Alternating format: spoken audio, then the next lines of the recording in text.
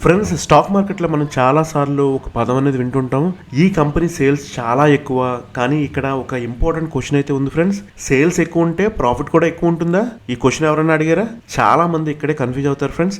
ఎందుకు అంటే రెవెన్యూ పెరిగిందంటే మనం అనుకుంటాం కంపెనీ స్ట్రాంగ్ అని. కానీ రియాలిటీలో సేల్స్ ఉండడం ఒకటి, ప్రాఫిట్ ఉండడం ఇంకో విషయం ఫ్రెండ్స్.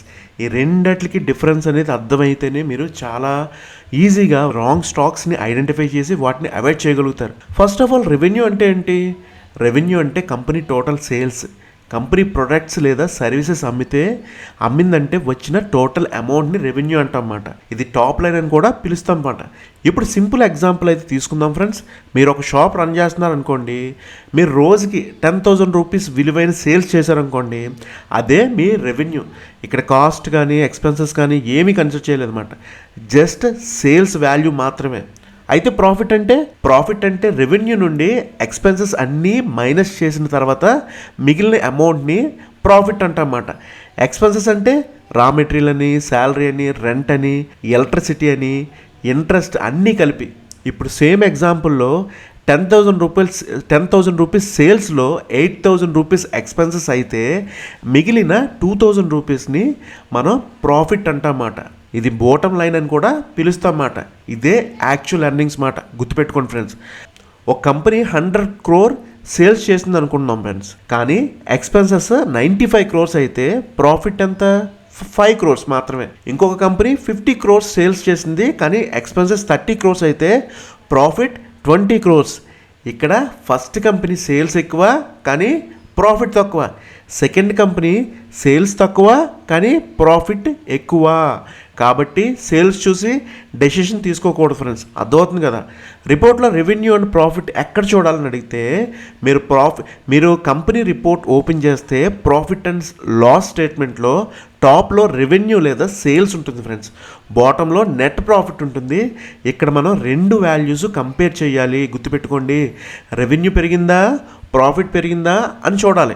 అండ్ నెంబర్స్ని ఎలా అర్థం చేసుకోవాలంటే ఫ్రెండ్స్, రెవెన్యూ పెరిగిందంటే బిజినెస్ ఎక్స్పాండ్ అవుతుంది, కానీ ప్రాఫిట్ కూడా పెరగాలి. అది గుర్తుపెట్టుకోండి. రెవెన్యూ పెరిగి ప్రాఫిట్ తగ్గితే ప్రాబ్లం ఫ్రెండ్స్. ఎక్స్పెన్సెస్ ఎక్కువ అవుతున్నాయని అర్థం మాట. ఐడియల్ సిచ్యువేషన్ ఏంటి అంటే రెవెన్యూ పెరిగితే ప్రాఫిట్ కూడా పెరగాలి. ప్రాఫిట్ ఫాస్ట్గా పెరిగితేనే బెస్ట్. సో అటువంటి కంపెనీస్ని మనం కన్సిడర్ చేయాలి. అయితే మీకు నెక్స్ట్ వచ్చి మార్జిన్ కాన్సెప్ట్ ఫ్రెండ్స్.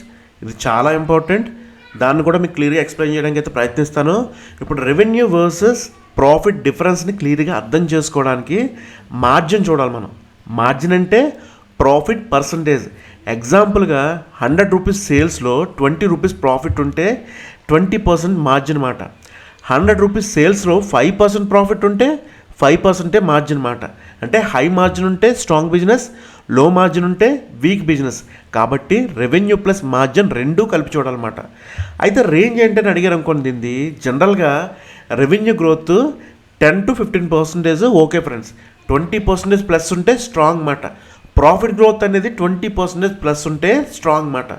అయితే మార్జిన్ 10% కన్నా కింద ఉంటే అది వీక్గా మనం కన్సిడర్ చేస్తాం. 10 to 20% ఉంటే దాన్ని యావరేజ్గా, 20% ప్లస్ ఉంటే స్ట్రాంగ్ మార్జిన్గా మనం కన్సిడర్ చేయొచ్చు అన్నమాట. అయితే ఎగ్జాంపుల్తో మనం ఇంకా క్లియర్గా అర్థం చేసుకోవడానికి అయితే ప్రయత్నిద్దాం ఫ్రెండ్స్.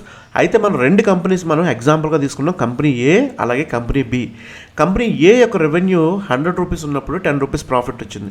అప్పుడు మార్జిన్ ఎంత అవుద్ది? 10 రూపీస్ 10% అన్నమాట. మార్జిన్ అనేది 10%. అదే కంపెనీ 150 రూపీస్ సేల్స్ ఉన్నప్పుడు 150 రూపీస్ రెవెన్యూ ఉన్నప్పుడు మార్జిన్ 12 రూపీస్ అనేది ప్రాఫిట్. అప్పుడు ఎంత అయింది మార్జిన్? 12%. అలాగే అదే కంపెనీ 200 రూపీస్ రెవెన్యూ ఉన్నప్పుడు దాని ప్రాఫిట్ వచ్చి 15 రూపీస్. అంటే మార్జిన్ అనేది 15. అంటే గ్రోత్ ఉంది కానీ స్లో ప్రాఫిట్ మాట. అదే సెకండ్ కంపెనీ ఏదైతే ఉందో company B, revenue 100 rupees, profit వచ్చి 10 రూపీస్. ఇక్కడ మార్జిన్ 10%. అలాగే 130 రూపీస్ రెవెన్యూ వచ్చి 130 రూపీస్ ఉన్నప్పుడు దాని ప్రాఫిట్ అనేది 20 రూపీస్. ఇక్కడ మార్జిన్ అనేది 20%. అలాగే 160 రూపీస్ రెవెన్యూ ఉన్నప్పుడు దాని ప్రాఫిట్ అనేది 40. అంటే ఇక్కడ మీరు ఒక డిఫరెన్స్ చూసారా ఫ్రెండ్స్ రెండు కంపెనీస్కి. ఈ సెకండ్ కంపెనీ ఏదైతే ఉందో ప్రాఫిట్ ఫాస్ట్గా పెరుగుతుంది. అంటే కంపెనీ ఏతో పోల్చుకుంటే కంపెనీ బి అనేది బెటర్ అన్నమాట. ఎందుకు ఇంపార్టెంట్ రెవెన్యూ అనేది ఎందుకు ఇంపార్టెంట్ అని చాలామంది అడగొచ్చు. రెవెన్యూ మీకు బిజినెస్ సైజ్ని అయితే చూపిస్తుంది ఫ్రెండ్స్. ప్రాఫిట్ మీకు ఎర్నింగ్ స్ట్రెంత్ అని చూపిస్తుంది. రెవెన్యూ మాత్రమే చూస్తే ఇన్కంప్లీట్ పిక్చర్ ఫ్రెండ్స్. ప్రాఫిట్ మాత్రమే చూస్తే స్కేల్ తెలియదు. రెండు కలిపి చూస్తేనే క్లారిటీ అనేది వస్తుంది. మల్టీ బ్యాగర్ స్టాక్స్లో యూజువల్లీ రెవెన్యూ ప్లస్ ప్రాఫిట్ రెండు స్ట్రాంగ్గా గ్రో అవుతాయి ఫ్రెండ్స్. అది మీరు అర్థం చేసుకోవాలి. అయితే రెవెన్యూ వర్సెస్ ప్రాఫిట్ లో చేసే కామన్ మిస్టేక్స్ ఏంటని అడిగితే బిగినర్స్ ఎక్కువగా సేల్స్ చూసి ఎగ్జైట్ అవుతారు అన్నమాట. కానీ ప్రాఫిట్ చెక్ చేయరు వాళ్ళు. హై సేల్స్ ఉన్నప్పటికీ కూడా లాస్ కంపెనీస్ కూడా ఉంటాయి ఫ్రెండ్స్. ఇంకో మిస్టేక్ ప్రాఫిట్ ఒకటే చూసి సేల్స్ ఇగ్నోర్ చేయడం అన్నమాట. గ్రోత్ లేకపోతే ఫ్యూచర్ స్లో అవుతుంది ఫ్రెండ్స్. కాబట్టి బ్యాలెన్స్ చూడాలి. అయితే ప్రాక్టికల్గా దీన్ని ఎలా యూజ్ చేయాలని అడిగితే మీరు నెక్స్ట్ టైం స్టాక్ అనలైజ్ చేసేటప్పుడు ఫస్ట్ రెవెన్యూ గ్రోత్ చూడండి ఫ్రెండ్స్. తర్వాత ప్రాఫిట్ గ్రోత్ చూడండి. తర్వాత మార్జిన్ చెక్ చేయండి ఫ్రెండ్స్. రెవెన్యూ పెరిగితే ప్రాఫిట్ కూడా పెరిగితే స్ట్రాంగ్, ప్రాఫిట్ ఫాస్టర్గా పెరిగితే బెస్ట్ ఫ్రెండ్స్. ఇలా అనలైజ్ చేస్తే క్లియర్ డెసిషన్ మీరు తీసుకోగలుగుతారు. అయితే ఫైనల్గా కన్క్లూజన్ ఏంటంటే రెవెన్యూ అంటే సేల్స్ ఫ్రెండ్స్, ప్రాఫిట్ అంటే యాక్చువల్ ఎర్నింగ్. సేల్స్ ఎక్కువ ఉంటే సరిపోదు ఫ్రెండ్స్, ప్రాఫిట్ కూడా ఉండాలి. ప్రాఫిట్ స్ట్రాంగ్గా ఉంటే బిజినెస్ స్ట్రాంగ్. కాబట్టి రెవెన్యూ ప్లస్ ప్రాఫిట్ రెండు కలిపి చూడాలి ఫ్రెండ్స్. అప్పుడే కరెక్ట్ స్టాక్ సెలెక్షన్ మీరు సెలెక్ట్ చేసుకోగలుగుతారు. నెక్స్ట్ టైం మీరు ఏ స్టాక్ చూసినా కూడా సేల్స్ చూడండి, ప్రాఫిట్ చూడండి, మార్జిన్ చూడండి, తర్వాతే డెసిషన్ తీసుకోండి ఫ్రెండ్స్. అప్పుడే మీకు ఒక క్లారిటీ అనేది వస్తుంది.